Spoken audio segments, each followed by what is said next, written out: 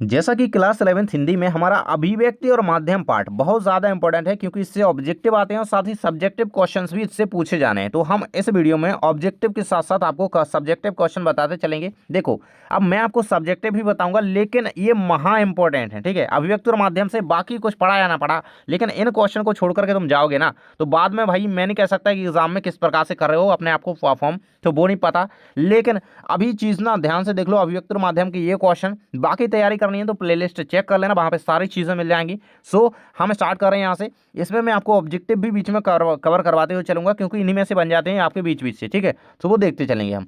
सबसे पहला क्वेश्चन अगर हम अभिव्यक्ति और माध्यम से कहें इंपॉर्टेंट वाला, तो कह रहा संचार क्या है। वेरी वेरी मोस्ट इंपॉर्टेंट भाई, संचार। देखो, सूचनाओं और विचारों और भावनाओं को एक व्यक्ति से दूसरे व्यक्ति तक पहुंचाने की प्रक्रिया को संचार कहा जाता है। हम पहले पढ़ते आए हैं भाई, संचार एक जगह से दूसरी जगह जाना ही संचार है। ठीक है ना, वो एक तरीके से परिवहन संचार के अंतर्गत आता है वो चीजें। ठीक है, लेकिन ये क्या है, विचार भावनाएं, इनको यहाँ पे एक जगह से दूसरी जगह, एक व्यक्ति से दूसरे व्यक्ति तक पहुंचाने की जो प्रक्रिया है वो संचार है। ठीक है, प्रसिद्ध संचार शास्त्री विल्बर रैम ने ये इनके अनुसार इनकी परिभाषा है, संचार क्या है, संचार अनुभवों की एक साझेदारी है। ठीक है, तो ये आंसर, ये चीज़ याद रखना इंपॉर्टेंट हो सकती है। ठीक है, परिभाषा अगर से आगे किसने दी भाई, तो बिल्बर सैम को याद रखना। ठीक है, बाकी ये परिभाषा याद रखो, बाकी कुछ चीज़ इंपॉर्टेंट है।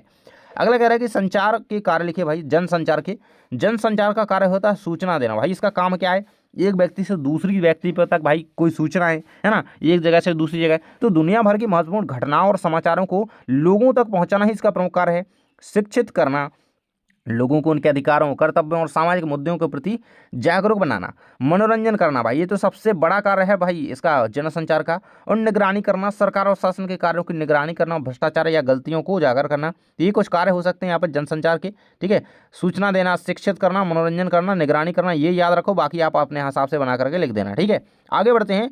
जनसंचार के 4 माध्यमों के नाम लिखिए भाई, महा इंपॉर्टेंट आता है एग्जाम में। ठीक है, मोस्ट देखो, इसके 4 माध्यम है, समाचार पत्र, रेडियो, टेलीविजन, इंटरनेट। ठीक है, तो ये सारी चीजें यहाँ पे जनसंचार के प्रमुख 4 माध्यम। ठीक है, याद रखना इनको। अगला कह रहा है अंतः व्यक्तिक और अंतर व्यक्तिक। ठीक है, इनमें संचार को समझाइए, या फिर अंतर भी आ सकता है इसमें।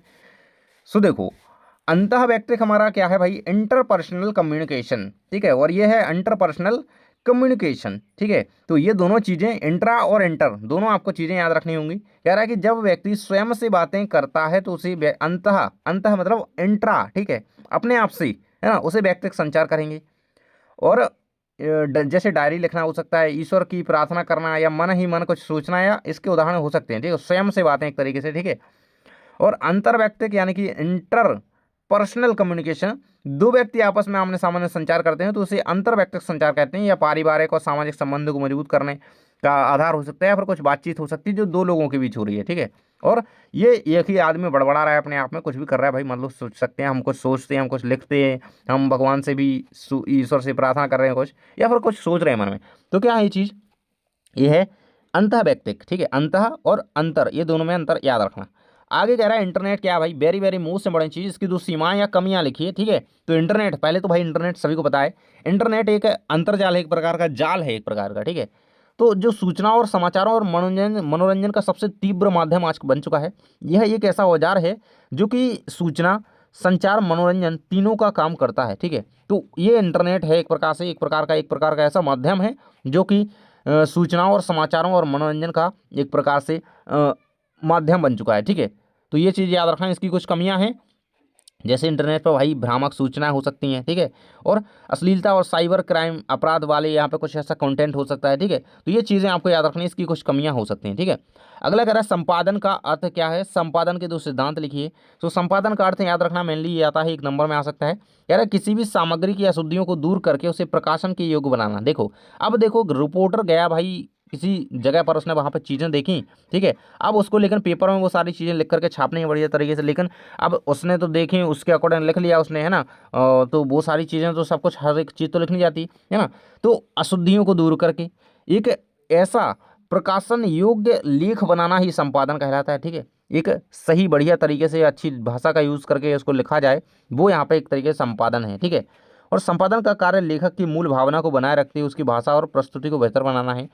संपादन के सिद्धांत हो सकते हैं, तथ्यों की शुद्धता होनी चाहिए भाई, संपादक को यह सुनिश्चित करना चाहिए कि प्रकाशित होने वाले तथ्य बिल्कुल सही हों और उसमें कोई गलती ना हो, ठीक है। और वस्तुपरकता, संपादन में किसी भी तरह का पक्षपात नहीं होना चाहिए, समाचार जैसा है उसे वैसा ही प्रस्तुत किया जाना चाहिए, ना कि अपनी धारणा के अनुसार, ठीक है। तो ये यहाँ पे दोनों चीज़ें होनी चाहिए, ठीक है, बिल्कुल यहाँ पे ऑब्जेक्टिवली होनी चाहिए, एक्यूरेसी उसमें की शुद्ध होनी चाहिए एकदम, ठीक है।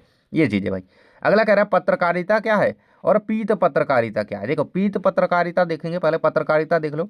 देश दुनिया के समाचारों को संकलित करना, उन्हें संपादित करना और पाठकों या दर्शकों तक पहुंचाना ही पत्रकारिता है, ठीक है। तो समाचारों को क्या करना, संकलित करके उन्हें संपादित करके पाठकों और दर्शकों तक पहुंचाना ही पत्रकारिता। पत्रकारिता बोलते हैं समाचारों का एक तरीके से संकलन करना, ठीक है।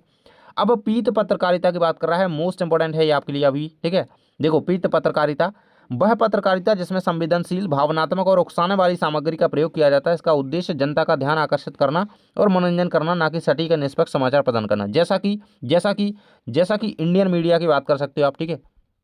जैसा कि अभी जो मतलब न्यूज़ चैनल है, तो वो केवल हमारे क्या दिखाते हैं हमको, एक तरीके से पीठ पत्रकारिता ही वो कर रहे हैं, केवल युद्धों के बारे में बता रहे हैं भाई, केवल यहाँ पे क्या करेंगे, उकसाने वाली सामग्री दिखाए रहते हैं अपने चैनल पर, ठीक है। तो वही क्या है, एक तरीके से यही पीठ पत्रकारिता कहलाती है। उन्हें इससे उद्देश्य नहीं है, इन्हें जनता का ध्यान आकर्षित करना है केवल, ठीक है, कि लोग मुझे देखें, मेरे चैनल की TRP ऊपर जाए, ठीक है। तो ये पीठ पत्रकारिता कहलाती है कि जिसमें क्या किया जाए, संवेदनशील, भावनात्मक और उकसाने वाली सामग्री का यहाँ पे एक तरीके से प्रयोग किया जाए, वो पीठ पत्रकारिता। तो यहाँ पे आपकी अभिव्यक्ति और माध्यम के मोस्ट इंपोर्टेंट क्वेश्चन मैंने कवर करवा दिए हैं। अब ऐसा नहीं कि इनमें से सब कुछ कवर हो गया, लेकिन ये इंपॉर्टेंट है, इन्हें छोड़ करके नहीं जाना है, ठीक है। इन्हें तो बिल्कुल से रिवाइज कर लेना बार बार, और बाकी थोड़ी चीज़ें डायरी वगैरह ट्रू हैं तो उन्हें पढ़ लेना ध्यान से, ठीक है। मिलते हैं अगले वीडियो में। Thanks for watching.